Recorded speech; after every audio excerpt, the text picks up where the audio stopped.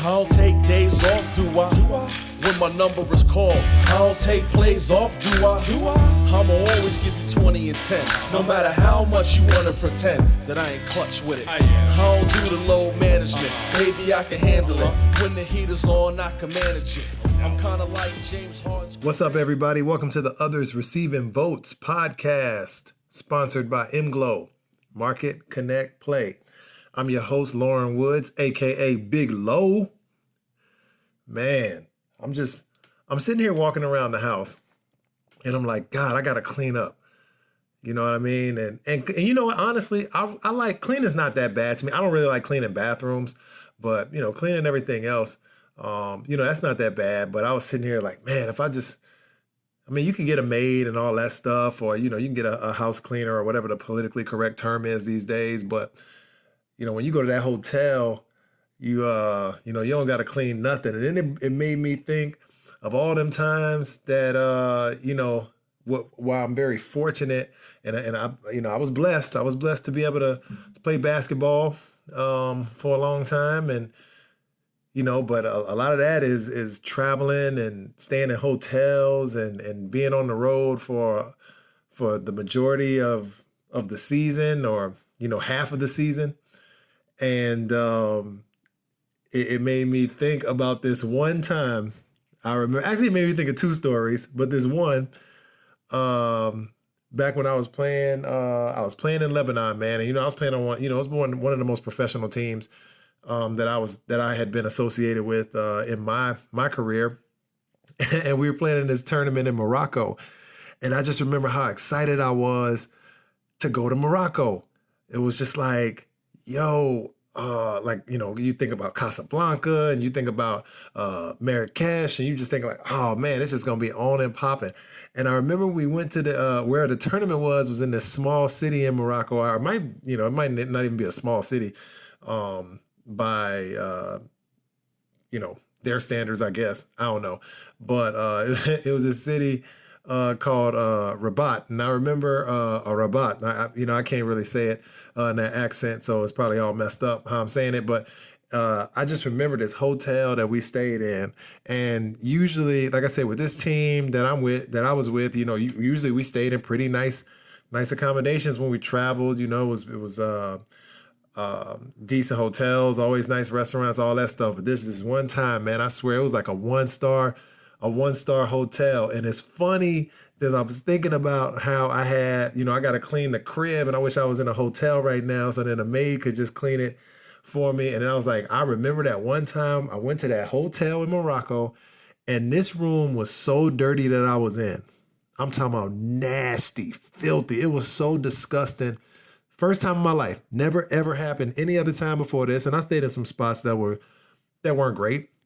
Some of these hotels that you stay in, even in the States, you might go to a Ritz-Carlton and the room don't be as nice as you think it should be, for paying $300 or $400 a night or whatever. We've all experienced that before if we've traveled around a little bit. But this hotel was so filthy and nasty. I went to the grocery store that was next to the hotel, and got cleaning supplies. And then when it came back, called down the housekeeping, was like, yo, I need about four or five new towels. And I just went, man, I'm talking about, I cleaned that whole room, like everything. I was spraying with the heavy spray, wiping stuff down. I'm talking about, it was gross. Like the towels was black. I ain't even sleep. I slept with a full sweatsuit on for damn 3 nights. Like I had the hood on and everything. I didn't want my face or my skin to touch nothing. I wish I had gloves and a mask on. I would have been walking around that bitch like that. But I'm telling you, it was so funny that whole situation. I didn't think it was hilarious then, but I was just thinking about it now, and I was cracking up. Then I remember the first time I went to Syria. Playing for the same team. First time we went to Syria. Now, didn't really know much about Syria. And this was before all the wars broke out in that area. I think it was a little tense politically, but it wasn't like how it is now.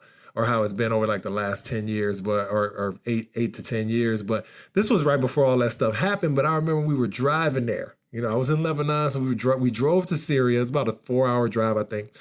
4 or 5 hour drive. So when you drive in there and when you first get to the border and you start driving through, you looking here like, man, where am I at? What is going on?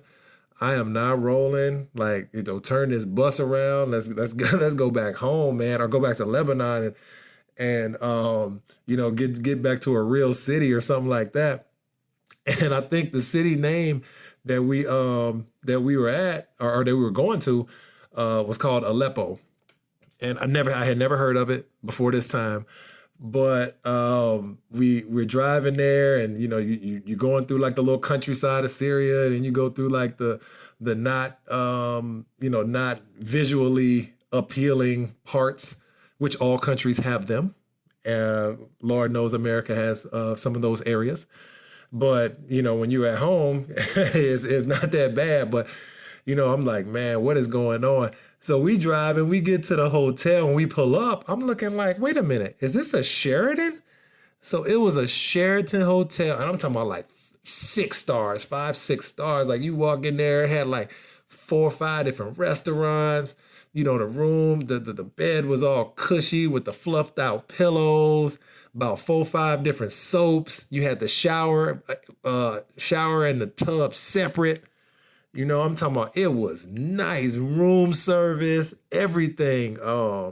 You go down in the morning for breakfast. They got the dudes making the scrambled eggs, a little scrambled egg station. And I usually judge a hotel by their breakfast buffet. If you got the dudes making the omelets fresh, I'm probably gonna give you a star no matter what. Anything else, I'm gonna give you an extra star just for that. And they had buddy making the scrambled eggs or the omelets, and they had another buddy making like pancakes and crepes. I was like, oh, that's what I'm talking about. Let's get it going, man. We caught 2 L's out there. They beat us twice. They might have beat us like 3 times. We didn't win that tournament, but the hotel was amazing. Anyway, let's get to the show. Yo, I got my guy on the show, man. This guest right here, I'm not gonna lie to you. I done seen a lot of bad dudes come across that water.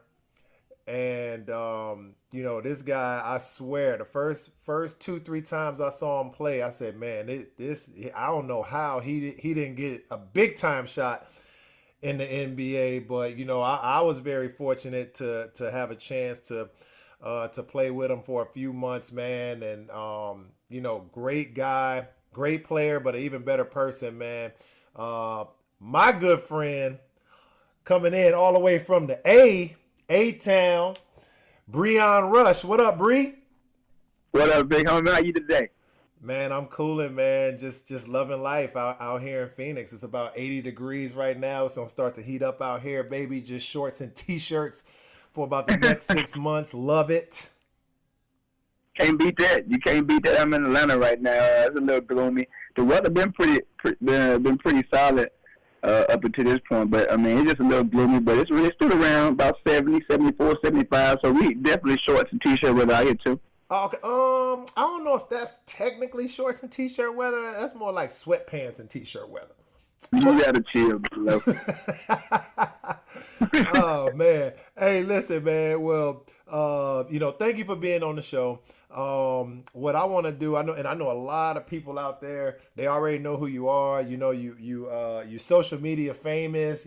Every person that I knew that knew you personally talks about how great of a person you are, and like all the things that you accomplished overseas and playing international basketball, man. But for all the people that don't know, tell them about your journey, from college to the professional ranks. Well, I had a different route than a lot of people. You know what I'm saying? Like where I ended up didn't really mirror where I started. You know what I'm saying? A little skinny kid coming out of Shreveport, Louisiana. You know what I mean? That's where I was born and raised. I just live in Atlanta right now, but my whole life I lived in Louisiana. So just, coming out of high school to college, didn't really have many offers. not sure how. I averaged 28 my senior year of high school, so ended up staying home, close to home, with the Grambling State, HBCU, Black University down in Louisiana. A lot of people know about Grambling. It's pretty popular in the Black, community or whatever. So shout out to Grambling. Yep. So went down there, and man, just was crazy. Freshman year college, starting as a freshman, I averaged like 18, some crazy. I got freshman of the state, and freshman of the conference, and made first team all conference.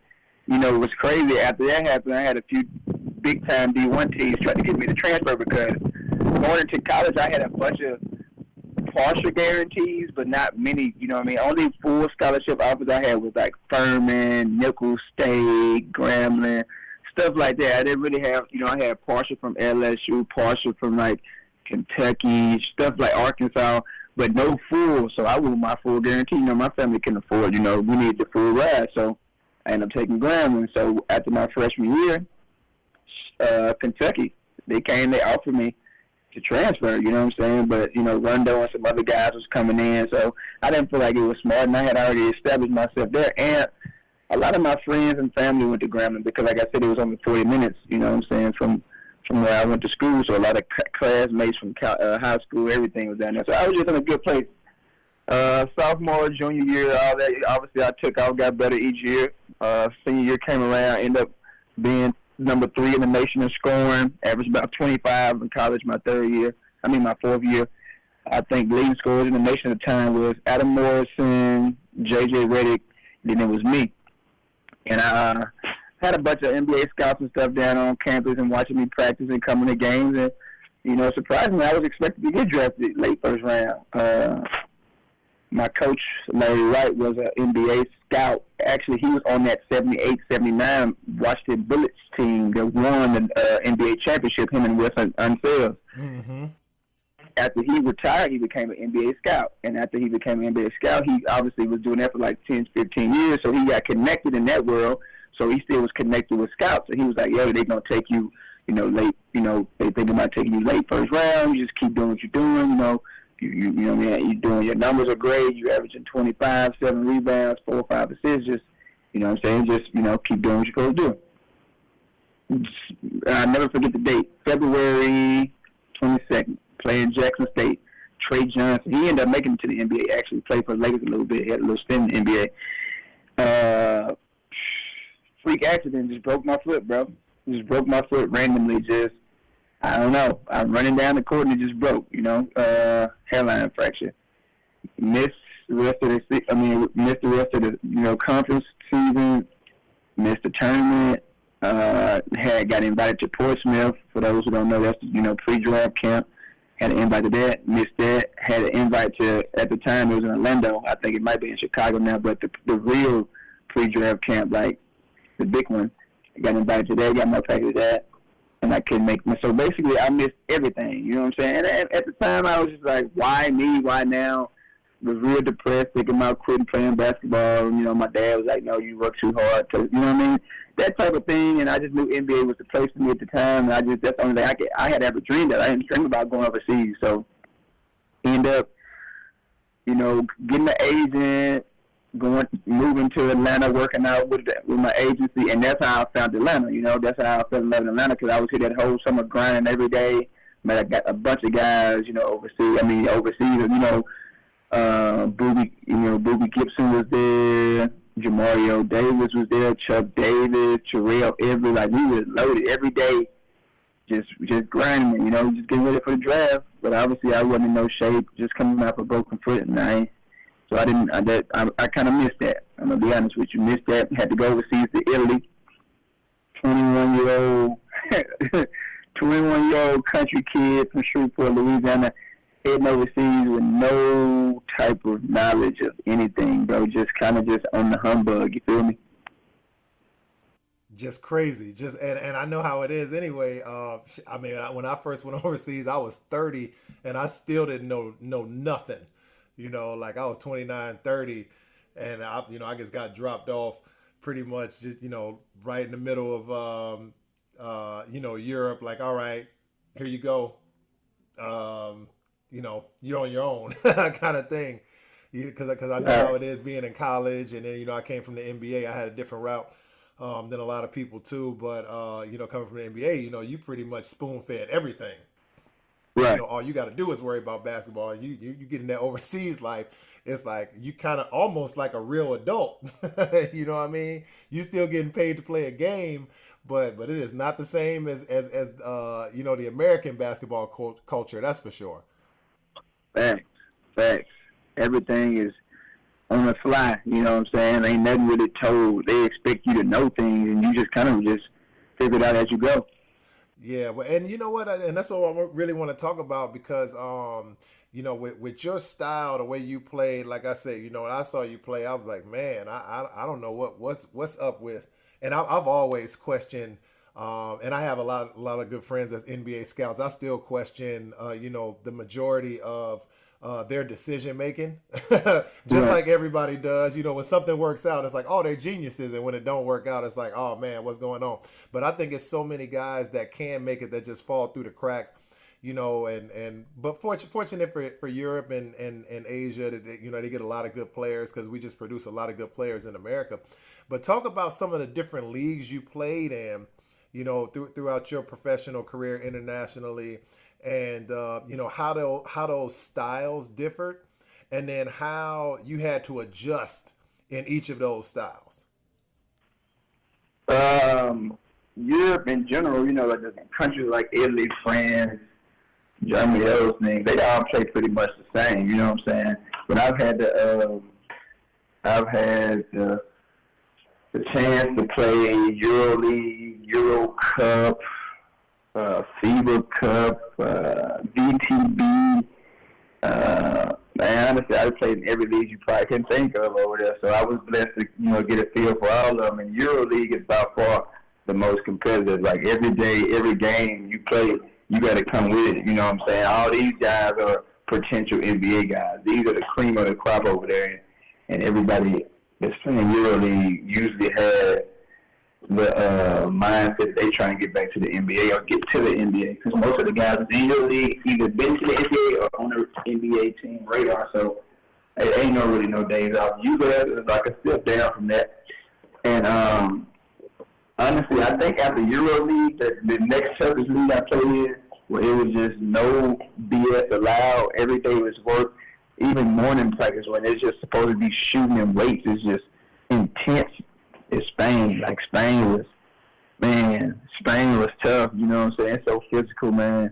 Physical league, and for scorers like me, you know what I'm saying? We don't really like being touched, you know that. We fevers, you know what I'm saying? We don't really want all that physicality and all that, man. I'm trying to get a bucket.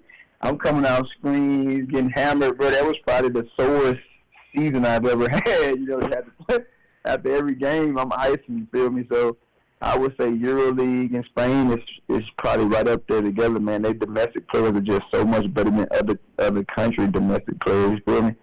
And honestly, I had to adjust. I had to get smarter. I had to figure out ways to, set my player up and be more patient and just, things of that nature, you know what I'm saying? As a player, you watch film, you know what I'm saying? Like, you watch film and you figure out how to get advantages on different players or different teams, like this team like to, ice and push you down on the sideline and play that type of pick and roll.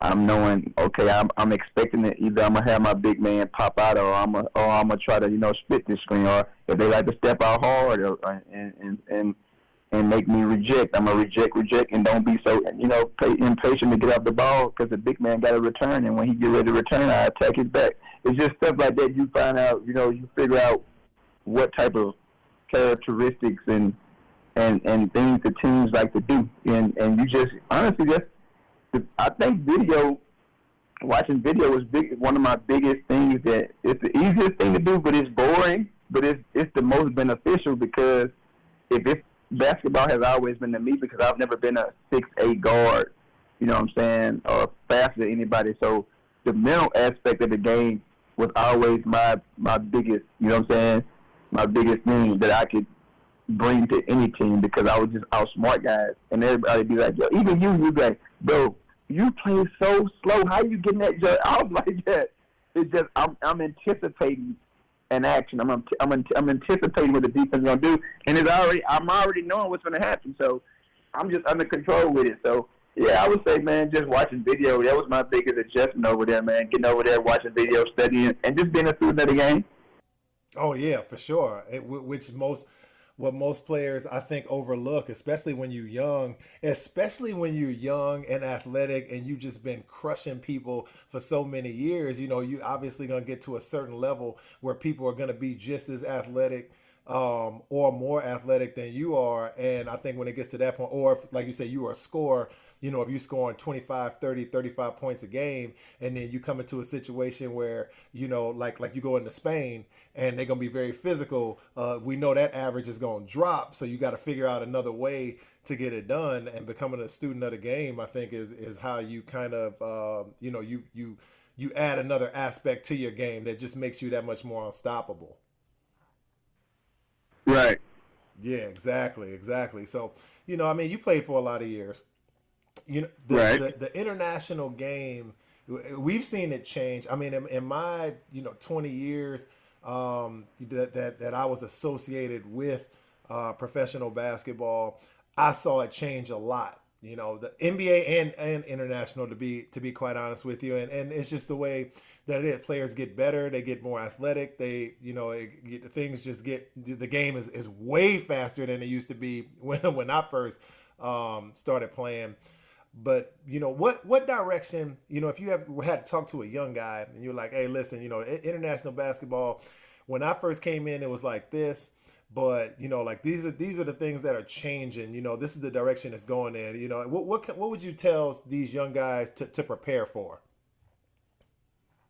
I'll just tell them to just mentally prepare for anything, expect the unexpected. I'm gonna be honest, because like I said, there's been times over there, some things that happen, and I just be just amazed and just in shock, like what, like, huh? You know what I'm saying? So I would just say, just be prepared for anything. Be prepared to not get paid for maybe a month sometimes. Be prepared to go over there and not have a gym with air conditioning in it. You know, maybe go to a cold country that don't have heaters in it. You know what I'm saying? Like, be prepared. Be prepared to have a BS apartment, or you know, just be prepared for the worst. That's what I would say, because I mean, don't get me wrong. I've been more places where I've had better conditions than worse. But I'm just saying, you want to just, you know, keep people on the edge and keep people on their toes. I was just tell athletes, like, listen, you're going over there to play basketball. It's grind season. You know what I'm saying? Overseas was always the mud to us. You know, the NBA is what we want to get to. So you got to go get out the mud. So that means going to a gym with old weights and a gym that don't have air conditioning. If that's the sacrifice you got to go make to get to where you want to get to, just go do it, and just keep a positive mindset throughout the whole process. Because honestly, it is beneficial to go overseas and kill. I have friends. I have a lot of friends that came overseas with me and went back to the NBA and prevailed. You know, Patrick Beverly, Gerald Green, all these guys. You know what I'm saying? That came and got out the mud and went back. They didn't complain. You know, Pat Beverly went to Russia in the snow, man. Them tough conditions. And can't look. Now he just signed for $40 million with the Clippers. You know, Gerald Green, same thing. He played with me and Krasny Krishna in Russia. Came over there, man. He didn't even go out. He wasn't doing nothing. He was locked in. He didn't care about the conditions. It made him a better basketball player when he went back over to the NBA, because all he was known for was jumping. He came overseas, developed himself. He didn't care about the conditions and the weather and not being able to do nothing. He put his head down, locked in, bro, and got better and came back to the league. Not a big deal. Now he's stuck. So I would say it's beneficial, but just expect it. You know what I mean?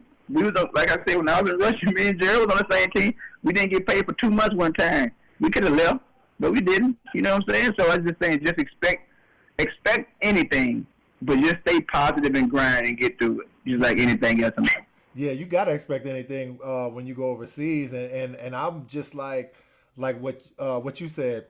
I've been in more situations where it were great conditions. It was you know, like very, very acceptable living situations, you know, great cities. great play. You know, the food was always big to me. You know, if the food ain't good, I'm not rolling. You know what I mean? You know, I gotta. I'm eating good. That's one thing I'm gonna do. And I've always been in good. Not always, but I've been in a lot more situations where, you know, the living conditions were great, but you know, you just never know. I mean, you might go on a road trip for a week and be in a spot like you said. You might go to a city that you play in a gym. It's 2 degrees outside and they don't got heat. And the hotel you staying in don't got heat in the hotel room, and there ain't no Wi-Fi, and you know, like you might have to walk to a gym in some places in the snow. I mean, it's some sick situations out there, but yeah, you gotta be prepared for that. You know, like wherever you are, and just go know what you gotta do. You know, you going there to play basketball, and you going there to get it. Right, but like I said, at the end of the day, for the people listening, out of my 14 years, 10, 11 were great, you know what I'm saying, conditions. I don't want people to think that's how overseas is this, oh, man, you know what I'm saying. I know we might sound like that, but nah, I've had, like I said, me and you played together in a great city, you know what I mean. You know how we was rocking sunny every day, T-shirts, short shades, going to practice, you know, nice apartment, so you know what I mean. So I don't want people to think like that's just, you got, you know, always be negative when you think overseas. I'm just saying, you know what I mean, don't expect nothing and you won't be disappointed. That's it. Yeah, exactly. And I was talking to you know, I had Mark Jackson on the show. I was talking to him about the same thing because you know he got drafted, but I think for whatever reason he got injured or something like that. He wasn't able to go to camp, so he just went overseas. Golden State drafted him, and you know, they had his rights, but he was like, "Nah, I'm just gonna go overseas." He went overseas for 3 years. Came back his 4th year, went to the NBA, all rookie team. That first year, I think that next year he signed for like 25, 30 million, something like that. You know what I mean? And that was after going overseas, grinding. And he went to like Turkey, to like one of them small towns in Turkey back in '97. So you already know that it wasn't going down like that. It wasn't like no Beirut or going to like Germany or Spain or France or something like that. You know what I mean? Like he was in a tough situation, but he went there and worked. That's a super Muslim country, Turkey. Yeah, you're right about that. And it was really strict at that time. But like you said, but like to touch on, you know, finish what you asked me, I would say, you know, these guys, when they come over there, like I said, expect the unexpected, just be prepared mentally for anything. And as far as from the game aspect, I would say, bro, just be able to shoot, bro. That's such an art that's so important in Europe now. If you notice all these Europeans that's going to the NBA, all of them can shoot. Big man guards, Luka Doncic, Jokic, Nurkic, these guys can flat out shoot the basketball. And with the NBA, you know, expanding the way it is, the European players are thriving more because it's transitioning to more of a European game, moving the ball, pick and pop with the five man shooting three, 5-man being able to pass. So I would say, man, just tighten up on your fundamentals. The athleticism is all cool and dandy, but that ain't what make it. I mean, that ain't what's succeeding right now. Steph Curry, one of the best players in the league, he ain't athletic. Luka Doncic, he ain't athletic. Like you got your, you know, select few, but right now it's becoming such a mental game. Just be able to shoot and be able to read the game and study your film, man. You know what I'm saying? That's all the knowledge I would get of these guys moving forward. Yeah, that's a great point. That's something that honestly, I think the game, it went like full circle again. You know, because I think when I was younger, it was more focused on that. You know, it was like a lot. You know, you got to be able jumping over, motherfucker. yeah. I mean, I couldn't do it. I wasn't that athletic. You know what I mean? It was all like, you know, you gotta. And at that time, it was different because it was more of a classic game. You know, you had your point guard, you had your 2 guard, you had your 3, your 4, and your 5, and everybody had to work on their specific skills in that position. But it was still like you had to have those skills for that position. Your point guard had to be able to play defense and handle the ball and pass. Your shooting guard had to be able to shoot, flat out shoot. Your 3-man had to be able to slash. Power forward, you know, get in there, getting dirty in the rebounds. Your 5-man had to block shots and run. You know, but you had to develop those skills. And then I think over time it all developed. You just had to be athletic, and then you were good to go. You know, and we saw that change. And then what we saw again now is it getting back to that full circle of you got to be fundamental. But now even on a bigger scale, like everybody has to be able to do everything. Or the better players can do a multitude of things. You know what I mean? Right. Yeah, that's crazy. That's crazy, man. Well, look, I know you got a lot of things going on, man. You over there handling things, handling business. I just got one thing to ask, and I know a lot of people will want to know this, especially a lot of these kids, right before they get on that plane to go overseas. If you had to go back and tell yourself, your 22-year-old self, right before you got on that plane to go overseas, what's the number one thing you have to tell yourself? Well, number one thing that you must know that'll help you out throughout the rest of your career before you get on that first trip? Maybe, honestly, because I was one of those guys, like I said, I've always been a scorer and I always, you know how I am, though. I ain't never been one of those gym rat type dudes. So if I was my 22-year-old self, if I could tell him something, I would say, bro, cloud out all the back noise. Focus, lock in, and work hard. You know what I'm saying? Don't take nothing for granted, because I take a lot of stuff for granted. You feel me? Throughout my career, I had a successful career, but I could have had a better career if I was more disciplined and really just, was all about basketball. Other things sometimes came before that, which, you know what I'm saying, that's in everybody. Like, every athlete has that where, it might be a girl, it might be love, it might be nightlife, it might be anything. I don't know. Anything that can distract you, I would say, man, just put all that to the side. When you go over there and lock in, think about only basketball. Get as much work in the gym as you can. Study as much film, and take the game as serious as possible, and never take one day for granted. And if I could tell myself that, I think I would have been in a better situation than I ended up in. Oh, 100%. Because, you might be in a situation where, and it's different for different guys. I mean, I was kind of like, I was a guy that was easily distracted by, I had pretty much like 3 or 4 vices that kind of, was trying to take me down. Fortunately, it didn't, and I had a pretty long career, man, but I was in some cities where, good Lord, man, I mean, Beirut, I was in Beirut alone, crazy, I was in the NBA, Miami, Toronto, and it's just like, good God, man, it's so many things, that can be distractions, and that can, take away the focus, just playing basketball. And that's the number one thing, man. The number one thing, if you're a professional basketball player, is the game, playing basketball. You know what I mean? Yeah, man. Like Kobe said, nothing should be before that. Nothing should be above the game. And I didn't have that mindset. So, you know what I'm saying? Like you said, man, the guys on the team that was like that, you know what I'm saying? Now, as teammates, we would joke. It was never any beef, and then we would joke, like, come on, man, you got to do something. Stop being a lame, man. And you know what I mean? I should have been a lame. You know what I mean? Yeah. I should have been a lame.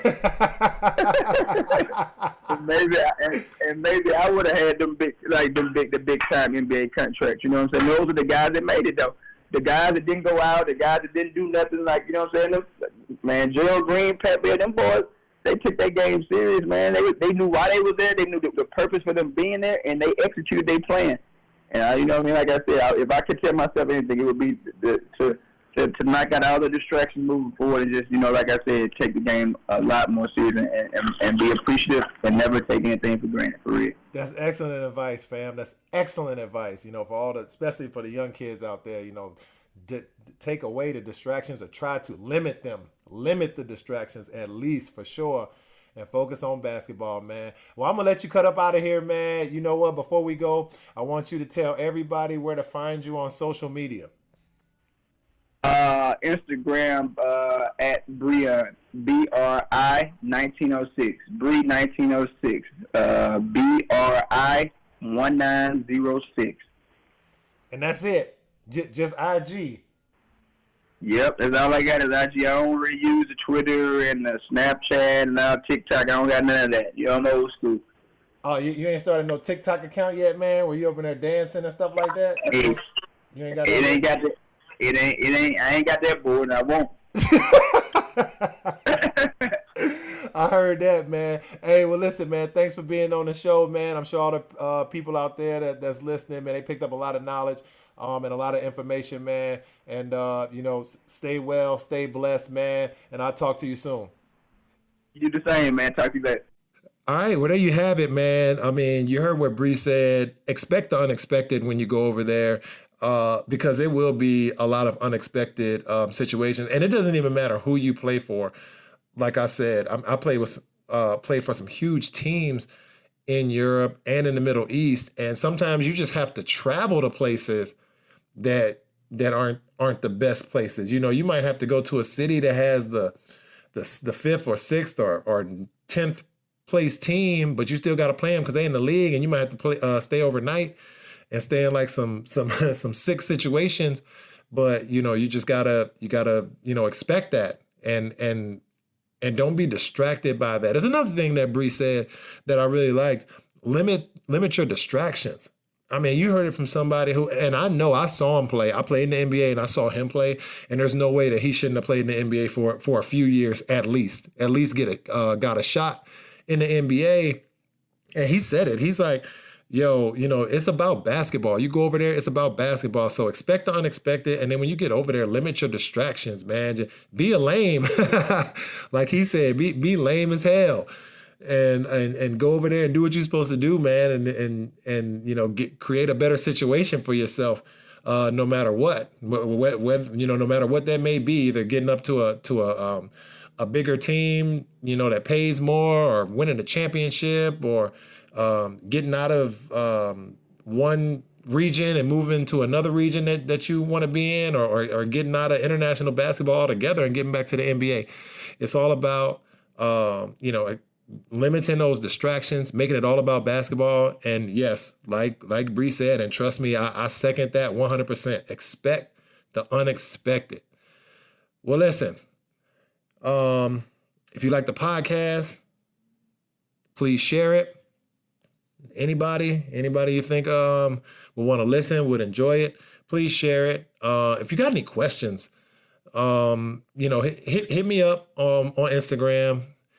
We got or I mean, you can hit me up on my personal IG, Mr. Loren Woods, personal Twitter, same thing, Mr. Loren Woods, and MGlow IG. If you got any questions about the overseas life, hit us up.